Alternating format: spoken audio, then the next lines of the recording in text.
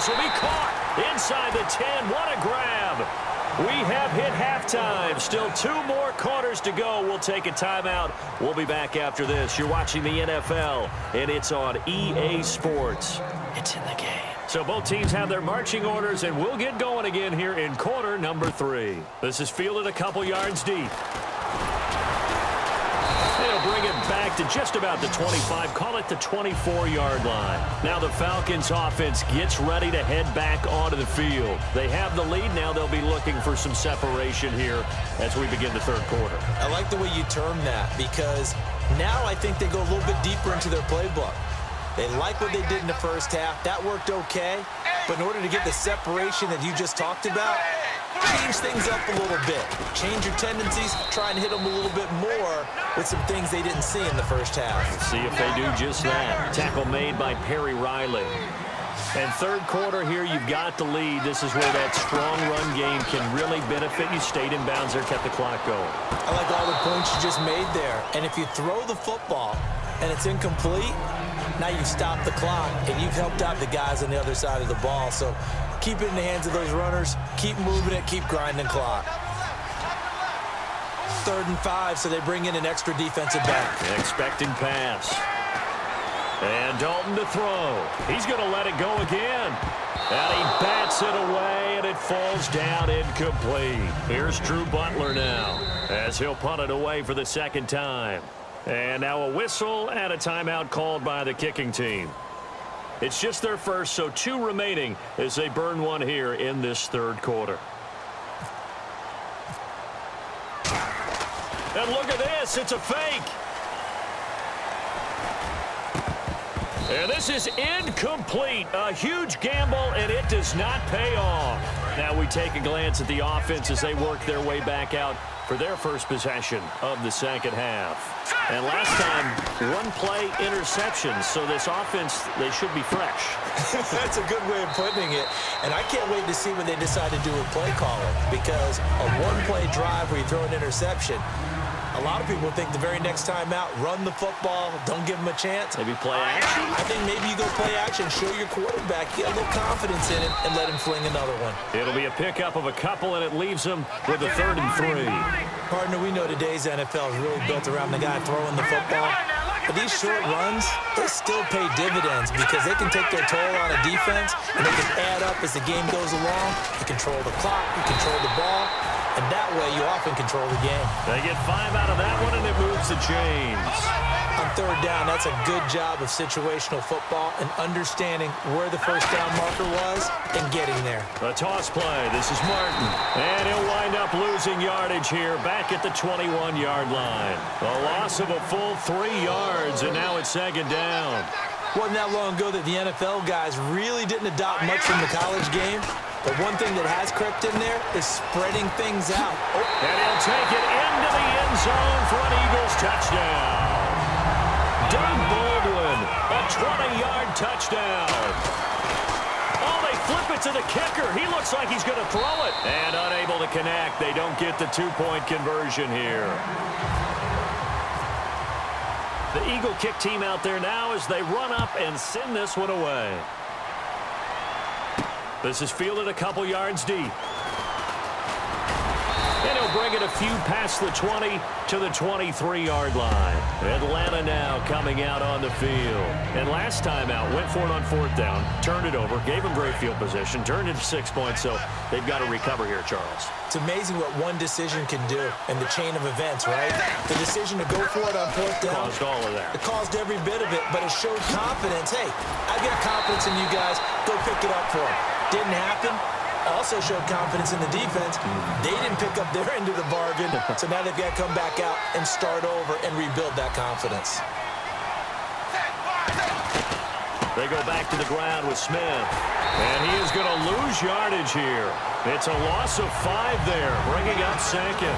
So the defense has put them in a tough spot. It's 2nd and long. Brandon, that was not a highlight play for the offense. But how about the previous play? A big run? They're used to trading that, especially if you're a Hall of Fame runner. Big run, maybe not so much on the next one, but the big ones add up over time. today's NFL, these big guys are featured receivers. They move them all over the place to try and find good matchups, and they had one. They were just unable to complete the pass. Play action here with Dalton. He sets to fire deep. And he couldn't hang on to it through the contact. Incomplete. Here's Drew Butler now. On, we think, to punt, though he's faked it earlier, but he was unsuccessful. And now a low liner. I think he mishit it. Not good at all. Punt of just 24 yards there. And the Eagles take possession. And Philadelphia ready to get going on offense again. And they're going to need another score. Got one last time, but still down here. When you're playing catch-up, every possession becomes crucial, doesn't it? It's vital. Get back out on the field, punch in the end zone again. They know it's not easy, but what they do have going for them, they did score the last time. They think they've got a good formula working. And what about the defense? Well, now you're just saying to yourself, okay, give up a score last time. What adjustments do we need to make to slow them down now and get the ball back for our own offense? Is it more pressure? Is it more zone? What do they have to do? They're trying to figure that out themselves. We'll see if they can figure that out right here.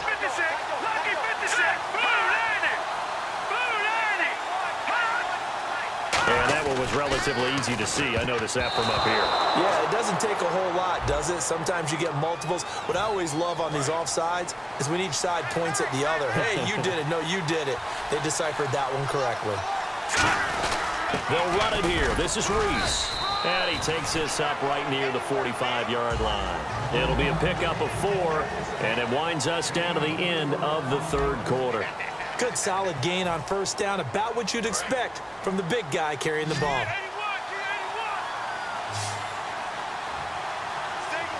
Thomas, the lone receiver, left.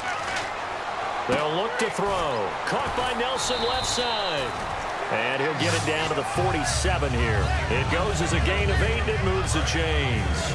I think that's a big pickup for a first down because when you run a drag route against zone, you're sometimes asking for trouble because you might run into a defender. Yeah, well, there they ran into a first down. Executed it to perfection. And he gets this inside the 35-yard line. And a new set of downs here after picking up the first on the ground. For so many years, I was convinced it was a myth, you know, because you always hear about the smaller running back. Oh, he gets lost, you can't find him, and sometimes that's part of his genius. But it's true. You get behind big offensive linemen, the defensive line guys trying to find him, trying to peek around people to see him, and he gets lost. But this guy gets lost in a good way for his offense, picking up big yardage. Back to throw now on 2nd and 10. And the hit jarred it loose. It's incomplete. Demaryius Thomas, the intended receiver. And that's going to make it 3rd down and 10.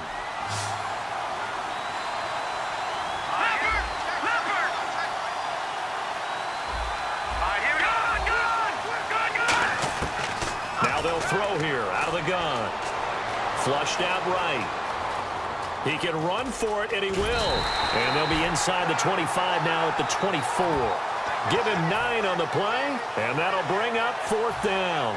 And defensively, they had an extra defensive back on the field, their nickel package, and it made a difference. All the receivers were blanketed, so he tried to run for it, but he came up just a bit short. They come out with 1 back and 3 tight ends.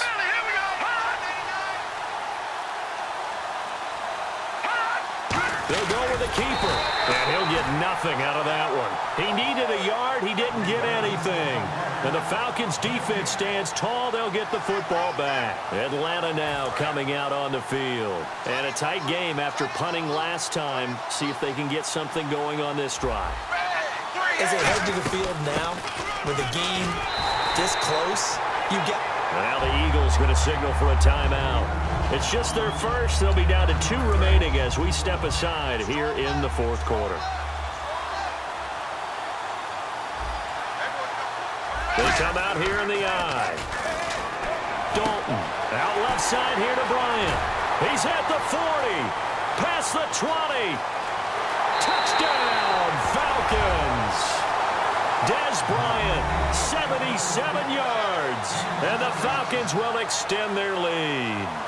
Well, they had gone run the previous play. Nice little setup. This time they go play action. Defense bites a bit. They hit for a big play in the end zone. So they sold it really well, didn't they? Because of just what you described. They ran it the previous play, come back with the same action, and now they step back and throw it and get a big play for a touchdown. But what happens as a defensive back is your eyes have to go to the right place. You always hear Coach talk about, are your eyes in the right spot?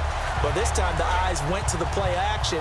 It froze their feet. They weren't moving, and he went on past them and caught the pass for a touchdown. All right, here we go. Detroit! Detroit! All right, now look at 56. All right, now look at 56. They'll come out throwing here to start the drive. He'll rifle this one deep right side and almost intercepted. It would have been his second pick of the game. Instead, it'll be second down. Well, I guess we just discovered that someone is certainly not going to sit back and just take it in this game, huh? No, they were trying to get that touchdown back in one shot. One shot, trying to help out his defense and let the other team know they were coming after him. He's good. And at the 7-yard line, the catch is made. Time for a break. We'll come back and see this one out after this. In the red zone this time. One receiver left, two to the right. Out of the gun, they'll look to throw. And this is caught now for a late touchdown. So hold everything here. This one's not over yet. And they put it in the end zone, which was job one. Now they have to convert. And then it's decision time, isn't it? Yeah, so this is what all teams go through. You look at the clock, you're inside 2 minutes, look at your timeouts, make that onside kick decision. Yeah, how do you feel about your defense, where you are in terms of the scoreboard, and the time left on the clock, as you noted, so many things to go through. So just under 2 minutes to play, and this would figure to pretty much be your ball game right here. And a good job here by the Falcons. Their hands team able to recover it. And now looking at the clock here, they do have 2 timeouts, but even if they force a 3 and out, they're going to have very little time remaining. So that means they've got to be aggressive and find a way to knock the ball free. They've got to come up with it because they can't just rely, as you noted, on using their timeouts and getting the ball back. They might not have any time to mount an attack, even if they do play it that way. Get the football. That's their mantra.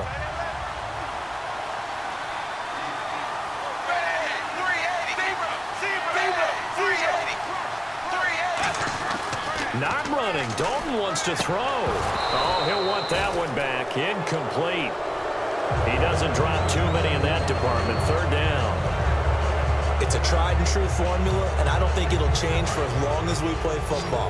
If someone's trying to throw the ball and you can put pressure on them and make it tough, that's only going to help your defense. Yeah, he's since being hurried. He got rid of it before taking the hit, but incomplete. Now they go screen. It's complete. Oh, no, he lost the football. And the offense will get this one back. Boy, that could have been catastrophic at this late stage of the game, but they avoid disaster.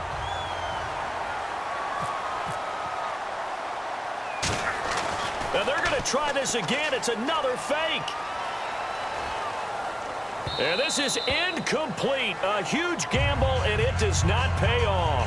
The Eagles coming out as they get ready. Last time they were out, they scored. Still trailing.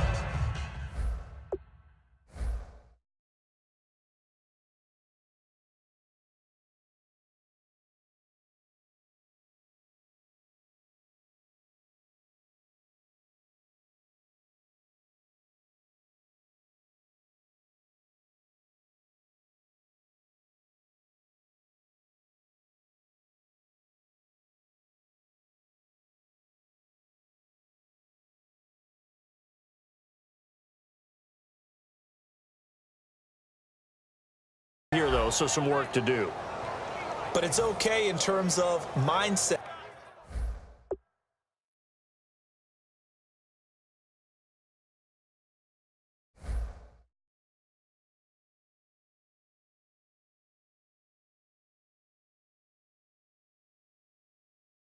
Because they scored the last time, they're not quite as worried about being down on the scoreboard because now their confidence is a little bit higher. They feel like they've got something going, and they feel like they can attack again and put more points on the board. Are you scoreboard watching if you're the offense, or are you just focused on this drive? We wouldn't be telling the truth if we said that they didn't scoreboard watch. Everyone does it to some extent. But you've got to set it aside right now and just focus on this series. That'll take care of the scoreboard if they punch it into the end zone. Back to throw. It's caught on the left side by Baldwin. And in for the score. Are you